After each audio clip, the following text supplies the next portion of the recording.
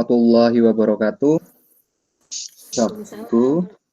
Waalaikumsalam warahmatullahi wabarakatuh. Selamat malam dan selamat pagi, Bapak Ibu. Selamat pagi. Pak Ahmad di sana sudah dini hari. Selamat pagi Pak Ahmad, selamat menjalankan ibadah sahur. Namun apa daya di pukul hampir jam 12 WIB dan hampir jam 1. WIT atau WITA Pak ya? WIT, jadi jam WIT, 2. ya. Jam 2. Wah, jam 2. Oke. Mohon maaf tapi kita harus melaksanakan materi. Siap. Semangat. Kita berdoa dulu supaya pembelajaran kita, kegiatan kita hari ini lancar. Berdoa, mulai.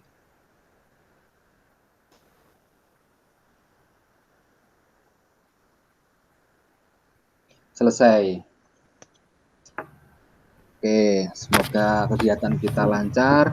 Hari ini kita di sesi ini akan melaksanakan pembelajaran tentang literasi digital, Bapak Ibu. Boleh saya share screen ya? Oke.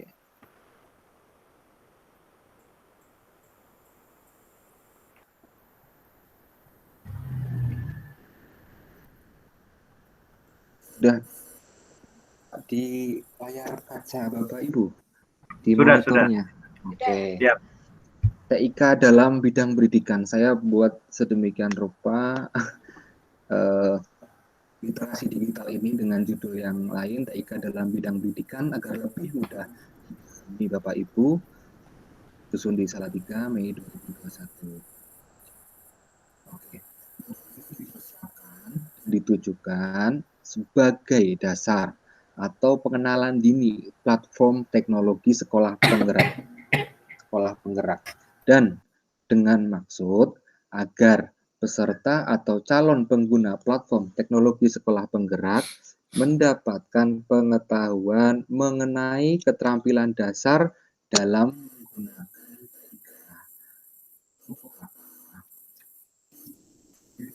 satu ini adalah bulan di mana sebagian besar produk-produk platform teknologi sekolah penggerak akan dihadirkan. Jadi ini bulan apa Bapak Ibu? Bulan Juni. Nah, bulan depan itu Kemendikbud itu akan meluncurkan platform yang banyak, software atau aplikasi tentang pendidikan. Di dalam hal ini yaitu di program sekolah penggerak. Ini diluncurkan. Suaranya hilang, Mbak. Putus. Sudah bisa terdengar? Iya. Yaitu pengenalan produk-produk platform teknologi sekolah penggerak dan perangkat-perangkat yang akan dipakai oleh produk-produk tersebut untuk beroperasi. Itu merupakan produk tumbuh. Jadi misal hari ini ada program kayak seperti rumah belajar, nanti produk seperti penilaian, evaluasi pembelajaran atau data-data sekolah itu akan berkembang, jadi tumbuh terus dari prototipe menjadi aplikasi yang betul-betul sempurna yang disediakan oleh masing-masing secara bertahap. Karena pengembangan aplikasi itu ya memang membutuhkan effort yang banyak, yang tinggi gitu ya Bapak Ibu. Mikrofonnya bermasalah, Pak. Terdengar ya Bapak Ibu? Ini sudah bisa dengar? Kedengaran sekarang. Oke. Jadi mikrofonnya didekatkan, Bang. Program itu mengalami perkembangan dalam rangka 1. Perbaikan, 2. Pembaharuan, hingga unit modul ini kita akan mengeksplorasi lebih jauh tentang 1. Dasar-dasar TIK dan lingkungannya.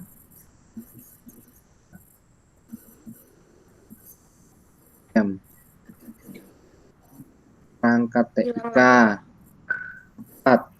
keterkaitan antara literasi digital dengan penggunaan platform teknologi sekolah penggerak.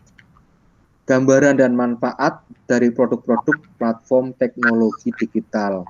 Nah, untuk bisa mengetahui hal-hal yang sudah disebutkan, tentu saja kita akan berangkat dari pengalaman sebelumnya. Nah, saya izin bertanya kepada Bapak Ibu mengenai teknologi apa saja sih yang sudah Bapak Ibu kuasai untuk pembelajaran ini. Monggo silakan yang akan berpartisipasi untuk sharing tentang teknologi yang sudah digunakan. Silakan Bapak Ibu. Mungkin saya dulu ya Pak. Jadi teknologi yang sudah digunakan sampai saat ini tentu saja LMS yang menggunakan Moodle ini ya Pak Alda, yang kita gunakan di kelas. Nah, kemudian juga berbagai aplikasi di Google ya, Google Drive, Google Form, Google Classroom, Google Doc gitu. Nah, itu semua juga sudah biasa digunakan gitu. Kemudian yang jelas Microsoft Office ya udah sering gitu.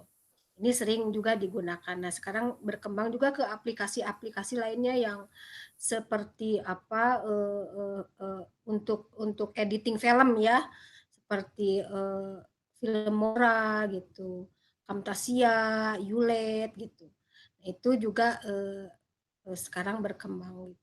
Itu mungkin yang bisa saya sharingkan. Nah, ini tapi memang misalnya seperti editing film aja ya, ini sharing aja. Seperti editing film, itu banyak sekali aplikasi tawarannya gitu ya. Ada Filmora, ada Camtasia, ada Ulet gitu. Nah, kadang juga bingung memilih yang terbaik, yang mana kelebihan kekurangannya juga tidak tahu gitu ya. Jadi kadang-kadang ketika menggunakan Camtasia kok ribet ya. Oh, Filmora lebih mudah begitu. Tapi kemudian setelah itu Filmora kok sulit juga gitu. Nah, itu seperti itu ditemukan gitu. Kemudian juga di aplikasi sesuai dengan yang saya geluti di mata pelajaran Pak Alda, misalnya di matematika itu ada aplikasi map, GeoGebra gitu ya. Juga memang banyak gitu ya untuk mempermudah belajar matematika untuk peserta didik. Itu mungkin yang bisa saya sharingkan Pak Alda. Pernah mengenal Ulit itu Bu ya? Iya, pernah. Ulit keren itu Bu. Ulit dulu Pak. Ulit dulu iya. Ulit ya, itu aplikasi lama Bu, aplikasi senior itu Bu. Saya belajar pertama Ulit, editing film tuh.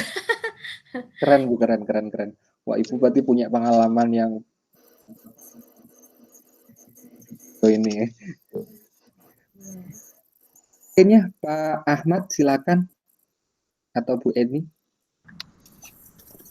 Iya Pak. Pengalaman menggunakan teknologi pembelajaran. Iya. Ini sebelumnya mungkin saya sampaikan dulu bahwa memang teknologi itu tidak bisa menggantikan guru. Tetapi guru yang tanpa menguasai teknologi lama-kelamaan akan tergantikan. Itu yang perlu kita pahami. Karena memang teknologi sekarang ini perkembangannya pesat sekali. Jadi perkembangan teknologi, apalagi teknologi pembelajaran, ini di Kemdikbud ada pembatik pembelajaran berbasis TIK dan sebagainya, sangat banyak sekali. Kalau kita tidak pernah ke sana, memang tidak tahu teknologi apa saja sih yang harus kita dikuasai oleh seorang guru.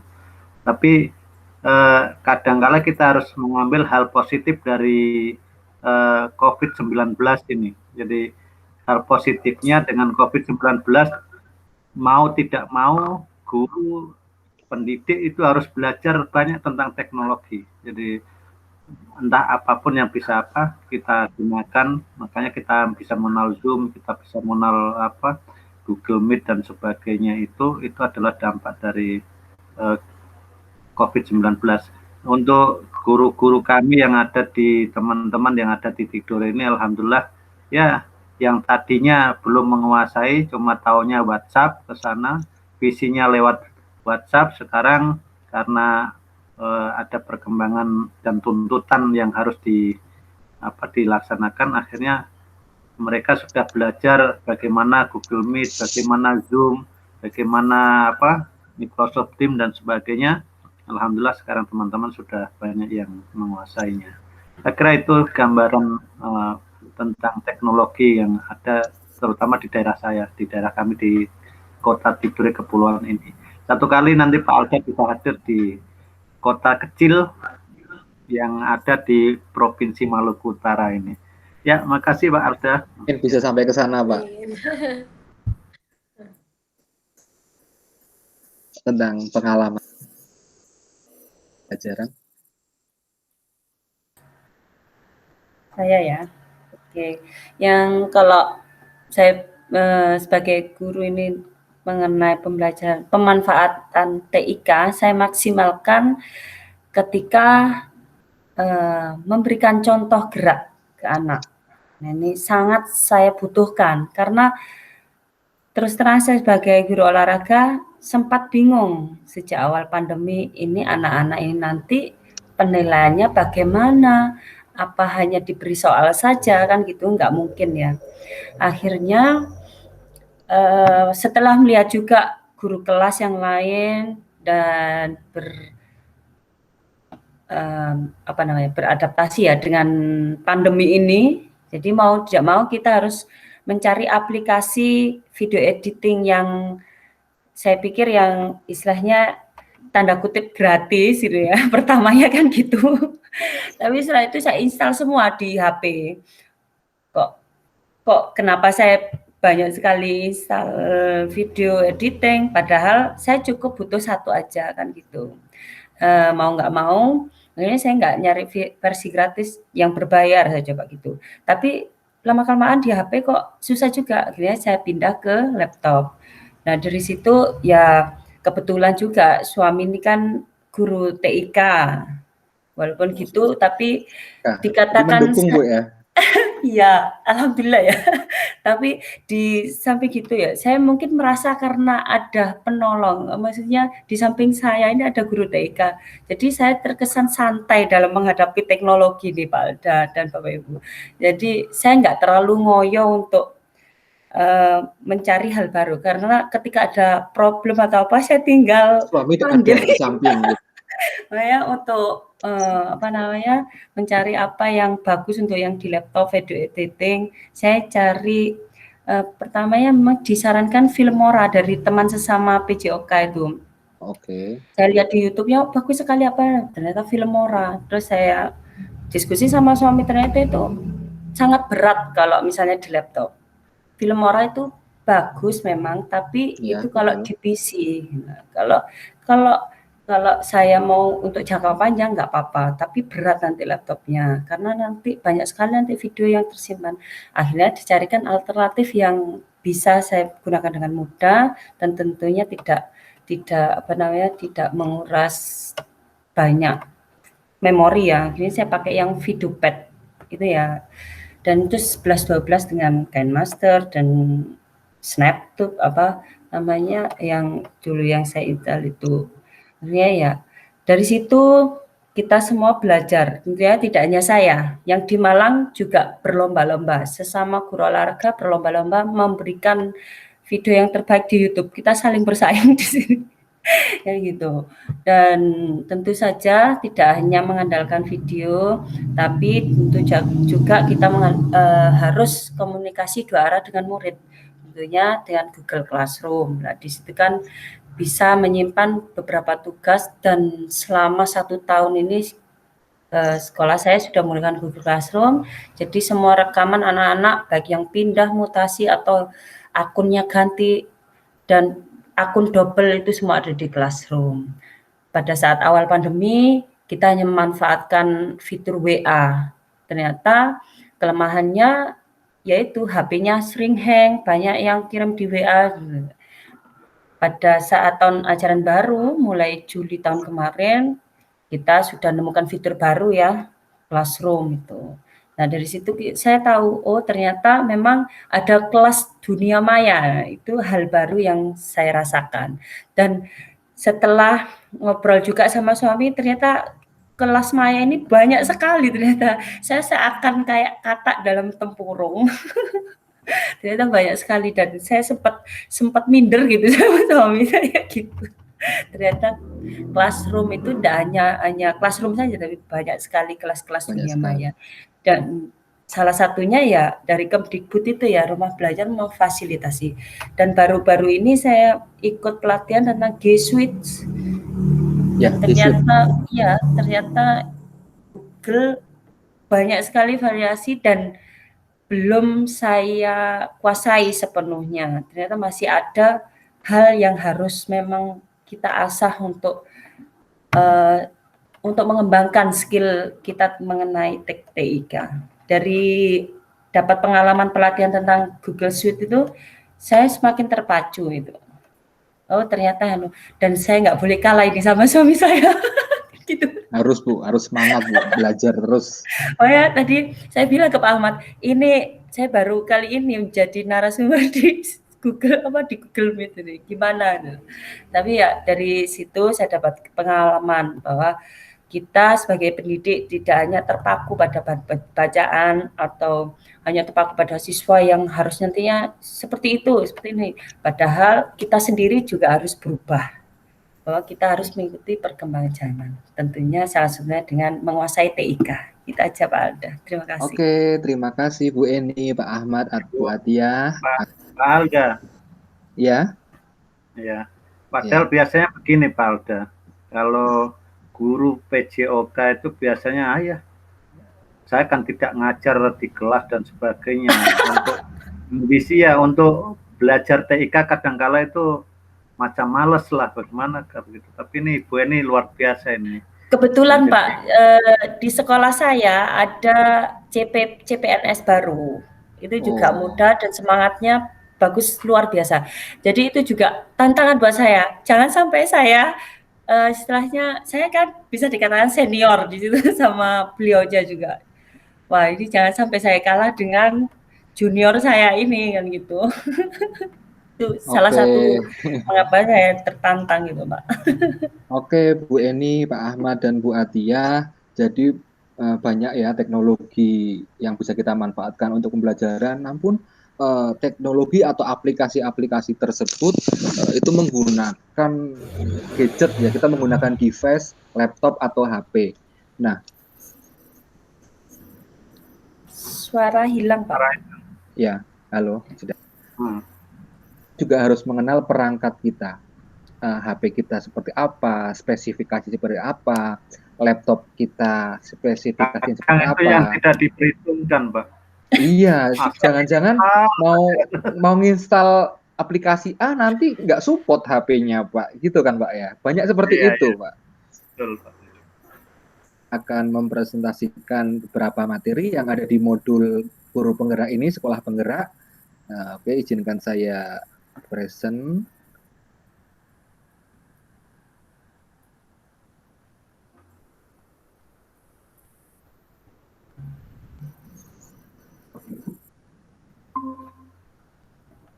Sudah bisa tayang di situ. Oke, di sini ada perangkat TIK dan lingkungannya. Jadi ini suatu gambaran teknologi saja, ada perangkat teknologi dari pengirim ke perangkat teknologi penerima. Di situ ada pesan apa yang dikirim dan diminta. Ya, itu gambarnya seperti ini. Ada media, gangguan atau noise dan umpan baliknya. Ini gambarnya seperti ini. Teknologi itu. Dari si A mengirim pesan ke si B, itu ada kurirnya itu. Teknologi gambaran sederhananya seperti itu.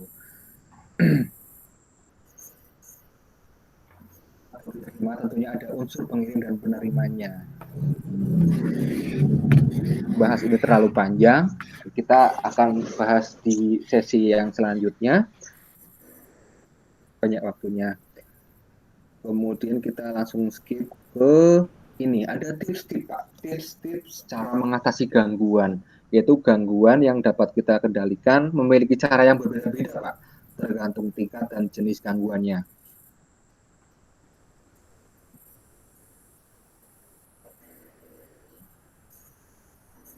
Suara hilang. Ya. Nah, untuk mengatasi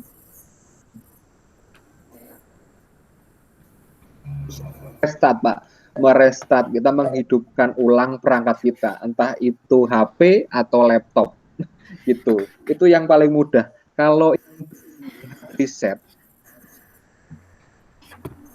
Pak, kalau Restart. cukup di reset, kita hidupkan, matikan kemudian hidupkan, atau kita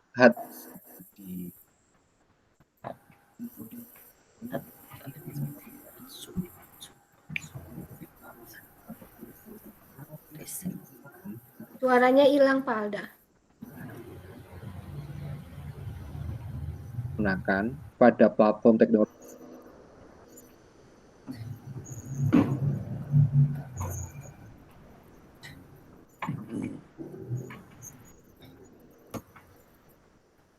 Suaranya hilang lagi. Suaranya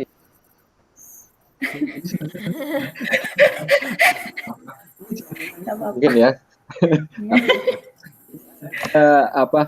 OS itu ada banyak, ada Android sekarang tuh yang lagi terkenal, dan iOS di produk Apple. Microsoft itu sebuah perusahaan besar yang menciptakan aplikasi yang sangat useful, yang sangat bermanfaat untuk kita semua. Di perangkat keras atau device kita itu ada yang spesifikasi. Yang pertama, sistem operasi apa yang digunakan, ukuran RAM, random access memory, ini bisa mengukur kecepatan alat kita, HP kita, laptop kita, komputer kita. Kemudian besaran ROM, rate storage-nya, bisa menyimpan berapa datanya, itu berapa giga, itu ROM, Pak. Bedanya RAM dan ROM itu seperti itu, Bapak Ibu. Oke. Gimana, Pak? Kalau rem untuk berhenti, Pak. Kalau nggak direm nggak berhenti berhenti, Pak. Begitu. Kemudian perangkat komputer kita juga Windows-nya itu sebisa mungkin kita update ya. Kita pakai Windows yang terbaru, yaitu Windows 10. Nanti kalau pakai Apple ya iOS apa ya, itu banyak sekali itu. Saya nggak hafal, saya bukan pengguna Mac, bukan pengguna Apple, jadi saya nggak begitu hafal. Ya Windows 7 itu udah lama, kalau bisa pakai Windows 10 lah. Kemudian Android juga kalau bisa pakai Android yang terbaru. Tapi kalau Android ini kalau HP-nya udah lama nggak bisa yang terbaru, Bapak Ibu ya. Sistemnya itu. Oke. Kemudian saya pengen tanya ke Bapak Ibu tentang HP-nya atau gadgetnya yang dipakai untuk pembelajaran atau dipakai sehari-hari itu pakai apa? Pakai Apple atau pakai Android, Bapak Ibu? Bu Atia? Bu Atia? iPhone, Mas.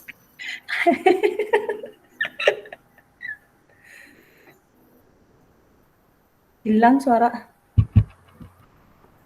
Pakai apa? Suaranya hilang.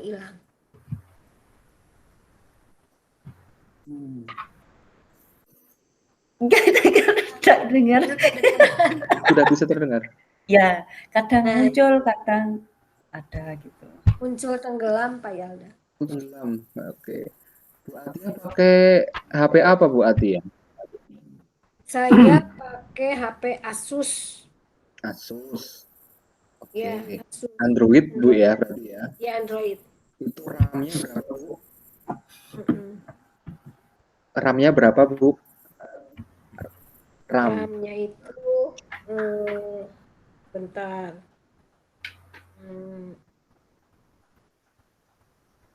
RAM-nya 3 GB.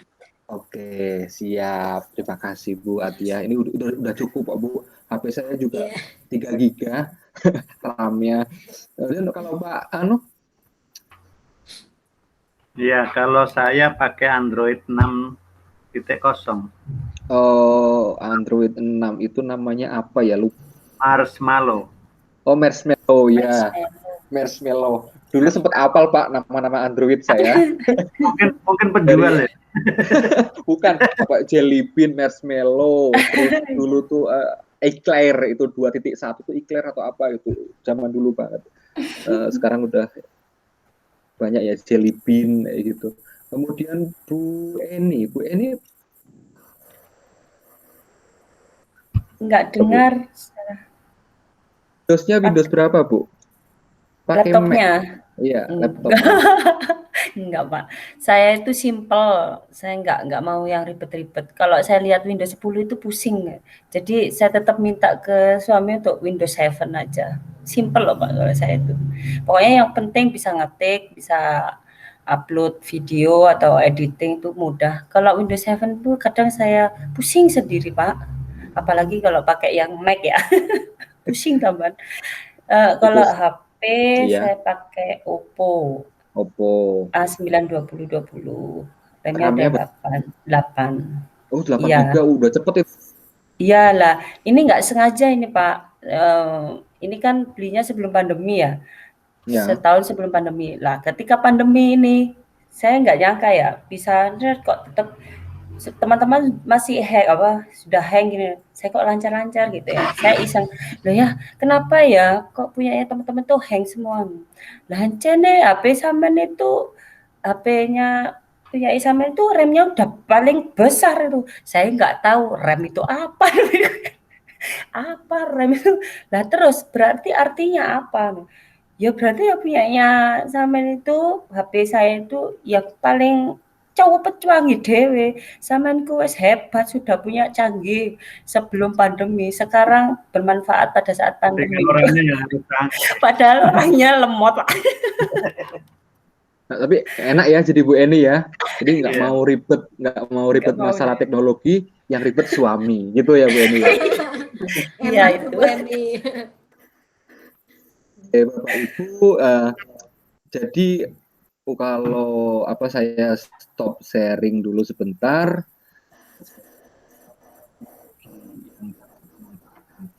Ngomong apa? Suaranya lagi. Ya, suaranya hilang. Saya juga lihat itu enggak.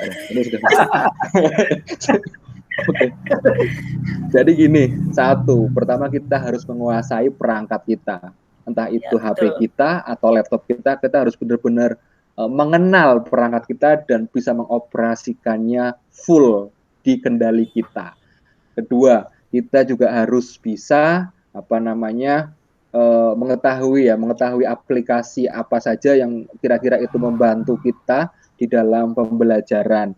Seperti contohnya tadi ada Google Classroom, terus apalagi banyak LMS, Moodle, kemudian rumah belajar yang diadakan oleh Kemendikbud, dan macam-macam sekali. Kemudian saya juga kemarin tuh sempat membuat augmented reality.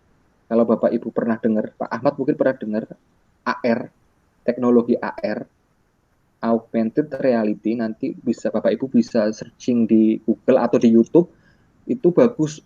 Jadi anak itu bisa melihat objek itu bisa seperti 3D.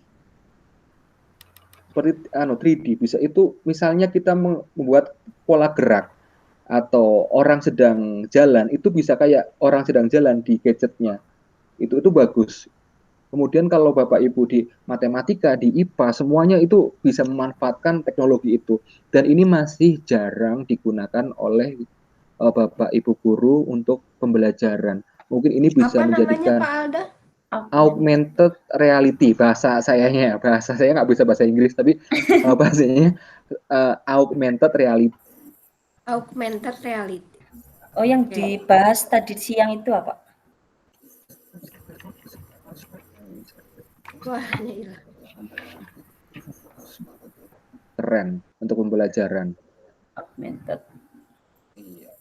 Nanti lebih tahu Bu Eni. Itu sebuah aplikasi ya?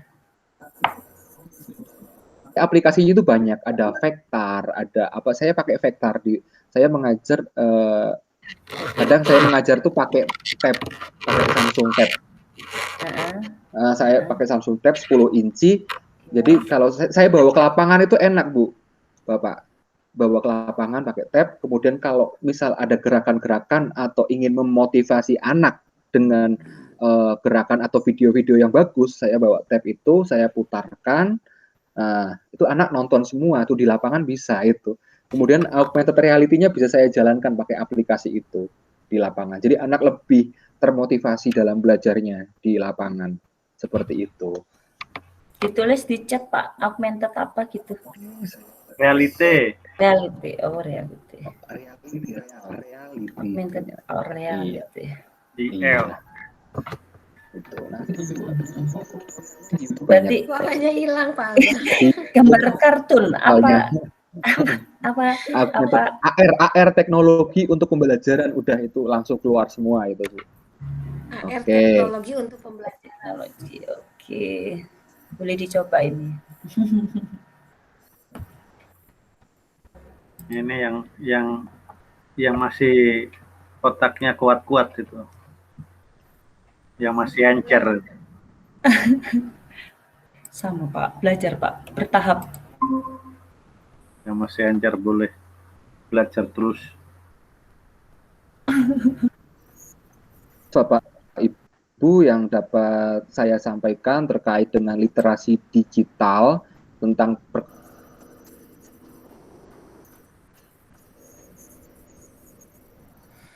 Aduh, hilang lagi. Oh, hilang lagi. Oke, dari pemahaman yang didapatkan. Serius, Alga. Ya, oke, siap. Ini sebentar, biar saya melihat. Udah. Dari pemahaman yang didapatkan, mari kita melakukan refleksi ya. Sejauh mana sih kesiapan yang dimiliki untuk menggunakan atau memanfaatkan perkembangan TIK dalam pendidikan? Monggo silakan. Bu Atia atau Bu Eni atau Pak Ahmad silakan. Oke, saya dulu ya. Ya. Ya, silakan Bu. Kesiapan ya harus sangat siap. Sejauh mana kesiapan yang dimiliki? Tentunya sangat siap karena jika kita tidak bisa menguasai teknologi, tentunya kita akan ketinggalan oleh peserta didik.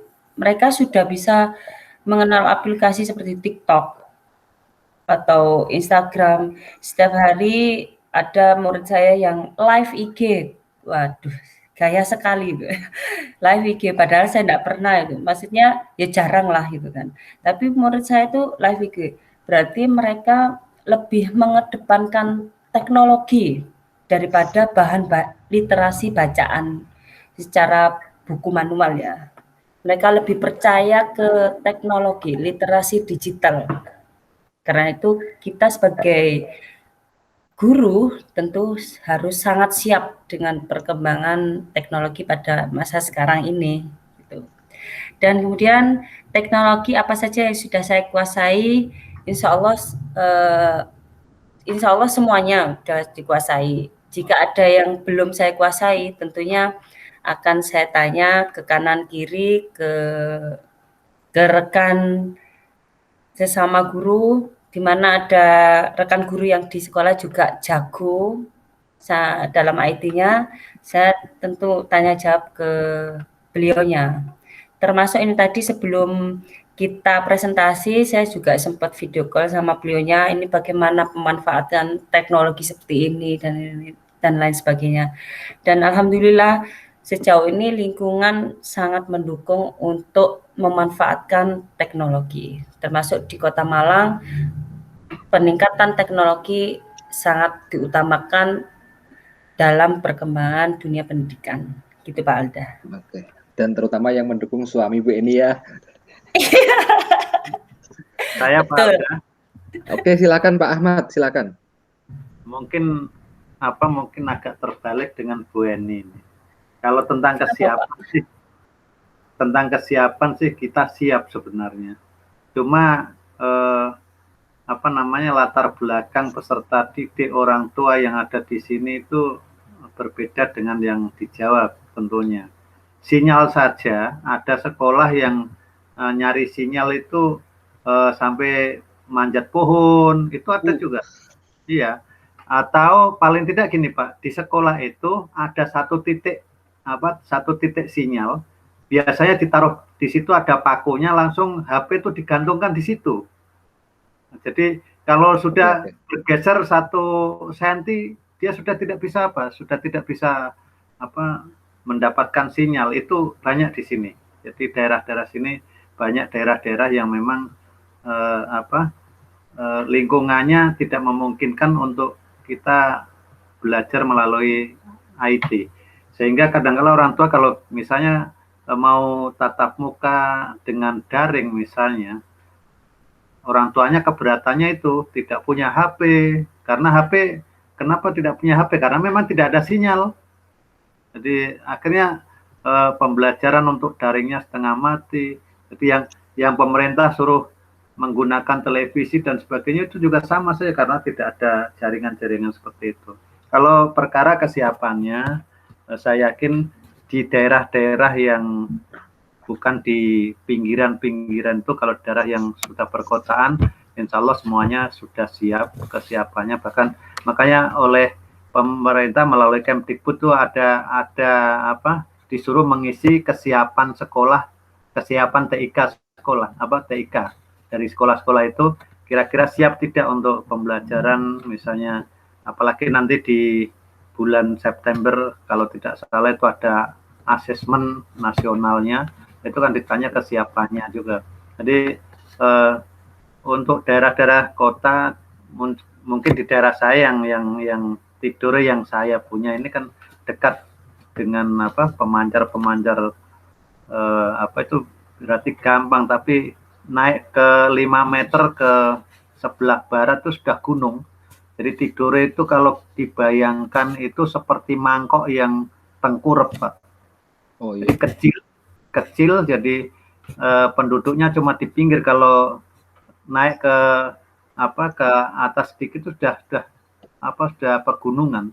Jadi kecil, terus kelilingnya cuma 42 km, jadi kita keliling pulau itu 1 jam selesai. Dan jaringannya kan tidak bisa, karena kecil itu dipasang antena di sini, antena pemancar misalnya sinyal itu di sebelah berapa kilometer lagi sudah tidak bisa nangkap karena sudah terputar, terhalang oleh pegunungan. Jadi kendalanya seperti itu. Jadi kalau teknologi yang di kota-kota ini, teman-teman yang di guru-guru yang di daerah perkotaan, insya Allah sudah bisa menguasai semuanya, dari hal yang yang kecil-kecil dan pelan-pelan. Memang harus belajar semuanya, dari hal yang tadinya cuma sebatas WA, sekarang bisa sampai ke hal misalnya Microsoft Teams, sampai di Google Form, sampai di Google Meet dan sebagainya. Jadi seperti itu. Cuman ya itu kasihan teman-teman. Tapi alhamdulillah kemarin untuk ujiannya itu berbasis komputer. Jadi ada yang berbasis komputer, ada yang online dan ada yang offline. Tetapi semuanya tetap berbasis komputer. Dan alhamdulillah bisa terlaksana dengan baik. Ini cerita pengalaman saja, Pak. Makasih. Oke, terima kasih Pak Ahmad atas sharingnya tentang pendidikan, terutama di pemanfaatan teknologi di Tidore, Pak ya. Tidore itu saudaranya Ternate, Pak, atau gimana, ya, Pak? Dekat, Pak. Tidore Ternate itu ya? 10 menit saja. Oh, masalahnya saya itu satu paket sama Ternate gitu, Pak. Iya. Kalau belajar sejarah dulu kan. Oke, terima kasih. Sekarang iya, kerajaan Ternate Tidore itu, Pak ya. Oke, terima kasih Pak Ahmad. Sekarang Bu Atia. Silakan Bu Atia. Ya. Silakan Bu Atia.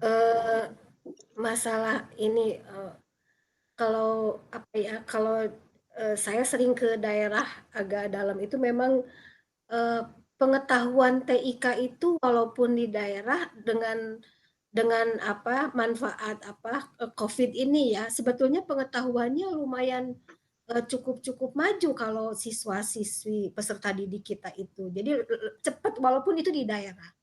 Tetapi kemudian hambatannya yaitu jaringan. Ya memang betul itu sampai ke naik pohon gitu ya. Sampai cari jaringan itu seperti itu gitu. Kalau segi pengetahuan sih ya peserta didik zaman sekarang itu cepat banget belajarnya. Bahkan mungkin tidak diajarin pun mereka itu udah biasa. Jadi sering peserta didik itu siswa-siswi kita itu ada juga yang cita-citanya jadi YouTuber gitu. Karena seringnya gitu ya menggunakan aplikasi gitu. Tetapi ya itu jaringan dan ini ya ketersediaan kuota mungkin ya yaitu ya yang menjadi hambatan gitu untuk menggunakan TIK ini. Ini mungkin harus intervensi pemerintah di dalam penyediaan itu gitu. Itu mungkin pengalaman ke daerah yang saya rasakan ada.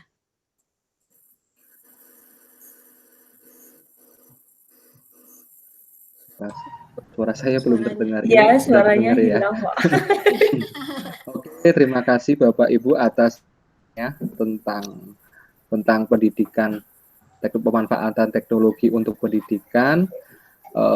Saya sampaikan matur nuwun. Terima kasih atas segala partisipasi Bapak Ibu di sesi ini. Saya stop presenting dulu. Stop sharing. Iya. Oke, saya simpulkan ya Bapak Ibu ya. Untuk teknologi pendidikan ini kita harus berani belajar, semangat belajar, memotivasi diri kita untuk menggunakan teknologi baru supaya memudahkan kita di dalam pembelajaran atau di dunia pendidikan. Begitu Bapak Ibu, terima kasih. Kita bertemu lagi di sesi selanjutnya ya. Oke, kita tutup dengan berdoa. Berdoa mulai.